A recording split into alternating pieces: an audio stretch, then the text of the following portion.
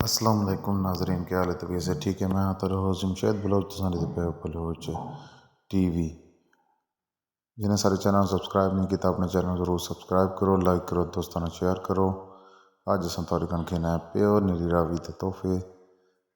पहला सू झोटी, खूबसूरत झोटी, खूबसूरत कद काट, खूबसूरत हवाने नाल मुठ मुठ दा थन लगा होया एंड खूबसूरत झोटी जे दोस्त आदे ना यंग ब्लड होवे ते खूबसूरत होवे ते चढ़े दी सोहनी होवे, यानी कि हवाने दी सोहनी होवे। हवाने दी खूबसूरत तरीन झोटी, सिंग सिर कद बॉडी स्ट्रक्चर बहुत ही खूबसूरत झोटी।